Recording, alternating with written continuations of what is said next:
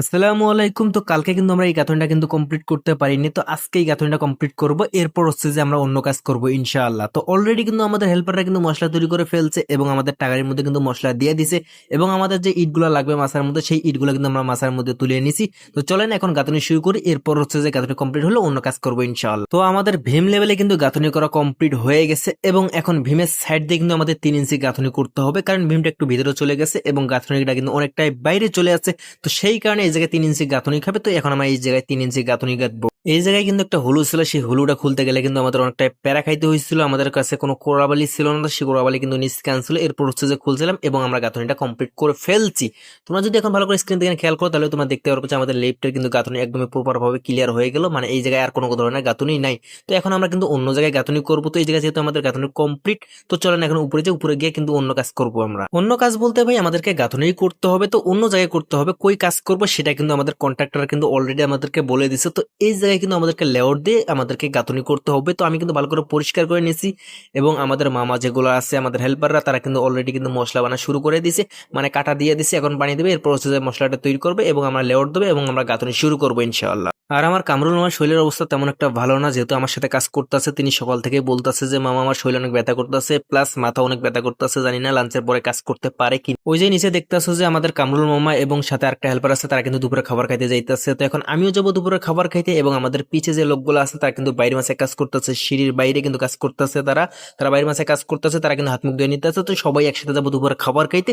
এরপর হচ্ছে যে খাবার খেয়ে কিছুক্ষণ রেস্ট নিয়ে এসে কিন্তু আমরা বাকি কাজগুলো করবো ইনশাআল্লাহ। দুপুরে খাবার খেয়ে আসলাম এই মাত্র, এখন কিন্তু আমি একা কাজ নিয়ে করবো। তার কারণ হচ্ছে যে আমার কামরুল মামার কিন্তু শরীর আরো বেশি অসুস্থ হয়ে গেছে। তিনি কিন্তু লাঞ্চের পরে আর কাজে আসেনি, খাবার খেয়ে কিন্তু তিনি কিন্তু অলরেডি ঘুমাই পড়ছে। তো আপনারা সবাই তার জন্য দোয়া করবেন, তিনি যেন খুব শীঘ্রই যেন সুস্থ হয় এবং আমার সাথে যেন কাজ করতে পারে। এখন একটু ভাই হালকা একটু রোদ উঠছে, কিন্তু ভাই সকাল থেকে সন্ধ্যা পর্যন্ত কিন্তু আজকে প্রচুর শীত ছিল ভাই, অনেক কষ্ট হইতাছে ভাই। এখন যে ভয়েস দিতেছি ভিডিওর মধ্যে এখন অনেক শীত করতেছে ভাই, শীতে কিন্তু গা কিন্তু থরথর করে কাঁপতাছে ভাই, এত পরিমাণে শীত করতেছে। কিছুই করার নেই ভাই, এই জায়গায় আমাদেরকে প্রতিদিন কিন্তু সকাল 8টা থেকে 5টা পর্যন্ত কাজ করতেই হবে, বাধ্যতামূলক। কাজ করলে আমাদেরকে হাজিরা দেবে, না করলে কিন্তু নাই। এই জায়গায় কিন্তু কোনো অপশন নেই আমাদেরকে, যেহেতু কাজে আসছি ভাই কাজ করতেই হবে আমাদেরকে। আর আমি তেমন একটা অ্যাবসেন্ট দেই না, আমার শরীর যদি টুকটাক খারাপ হয় তাহলেও কিন্তু আমি কাজ করি। আমার শরীর যদি বেশি খারাপ হয়েছে তাহলে হয়তো বা আমি মাঝে মধ্যে 2 একটা অ্যাবসেন্ট দিই, এছাড়া কিন্তু আমি তেমন একটা অ্যাবসেন্ট দেই না। অনেকে আছে না অনেক জায়গায় ঘুরতে যায় কাজ অ্যাবসেন্ট দেয়, ভাই আমি এই কাজটা কখনোই করি না। আমার ঘোরার ইচ্ছা হইলে আমি বাসায় যাব, বাসায় গিয়ে হচ্ছে আমি ঘুরবো। এই জায়গায় যদি আমি একদিন অ্যাবসেন্ট দিই তাহলে আমার কিন্তু 1000 টাকা লস হয়ে যাবে, সেই কারণে আমি কখনোই এই জায়গায় অ্যাবসেন্ট দেই না। আমার গাঁথনি কিন্তু একটা লাস্ট লেয়ার, এই লেয়ার গাঁথনি গাঁথলে কিন্তু 17 লেয়ার গাঁথনি হবে। আমি হয়তো বা আরেক লেয়ার গাঁথনি গাঁথতে পারতাম, বাট সেটা আর সম্ভব না, কারণ আমাদের বালু শেষ হয়ে গেছে। আর এক লেয়ারের গাঁথনি যদি বালু থাকতো তাহলে আমি অবশ্যই আরেক লেয়ার গাঁথনি গাঁথতাম, কিন্তু যেহেতু বালু শেষ সেই কারণে আমি আর গাঁথনি গাঁথতে পারলাম না।